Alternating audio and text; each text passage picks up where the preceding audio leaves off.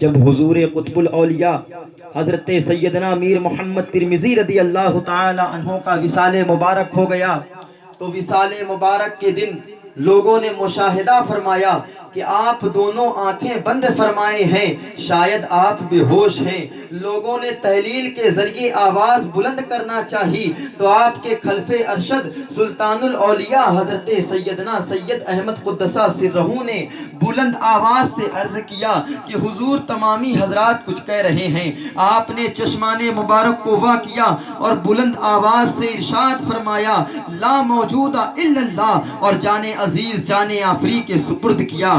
آپ کا وصال شریف 26 شعبان المعظم 1071 ہجری بروز دوشنبہ کالپی شریف میں ہوا۔ حضرت سیدنا میر محمد ترمذی کے تعلق سے میں آپ کو اور بتاؤں کہ آپ غسل وضو پینے اور دیگر ضروریات کے لیے صرف دریا کا پانی استعمال کرتے تھے۔ وصال مبارک کے دن لوگوں نے کنواں کے پانی سے غسل دینا چاہا، پانی کے تمام برتن خود بخود ٹوٹ گئے۔ لوگوں نے سمجھ لیا کہ آپ کی مرضی کنواں کے پانی سے غسل کرنے کی نہیں ہے، پھر لوگوں نے انتظام کر کے دریا کے پانی سے غسل دیا اور مدرسہ میں آپ دفن کیے گئے۔ حضرات محترم، حضرت سیدنا میر محمد ترمذی رضی اللہ تعالی عنہ جو کہ قطب الاولیاء ہیں، وہ ہمیشہ دریائے جمنا کا پانی استعمال کرتے تھے۔ اتفاقاً ایک دن آپ دریا سے پانی لے کر چلے آ رہے تھے کہ سادات محمود پورا نے امتحاناً ایک زندہ آدمی کو کفن پہنا کر جنازہ آپ کی راہ میں رکھ دیا اور آپ سے کہا کہ حضرت نماز جنازہ پڑھا دیجئے۔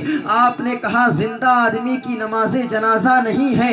یہاں پر آپ دیکھیے سیدنا میر محمد ترمذی کا اختیار دیکھیے، اللہ کی عطا کردہ طاقت دیکھیے کہ سیدنا میر محمد ترمذی رضی اللہ تعالی عنہ کو یہ بتایا نہیں گیا ہے کہ یہ انسان زندہ ہے، بلکہ ان کے سامنے اس انسان کو اس حالت میں پیش کیا گیا ہے کہ اس کے بدن میں کفن لپٹا ہوا ہے اور وہ بالکل مردہ شکل میں ہے، لیکن سیدنا میر محمد ترمذی فرماتے ہیں کہ یہ زندہ انسان ہے اور زندہ انسان کی نماز جنازہ نہیں ہے۔ لیکن سادات محمود پورا نے اصرار کیا اور کہا کہ یہ زندہ نہیں ہے۔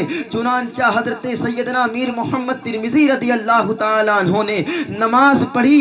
کہتے ہیں کہ جس وقت سیدنا میر محمد ترمذی نے جیسے ہی اللہ اکبر کہا اس وقت اس کی جان نکل گئی اور وہ انتظار میں تھے، یعنی سادات محمود پورا انتظار میں تھے کہ اب اٹھتا ہے، لیکن وہ نہ اٹھا۔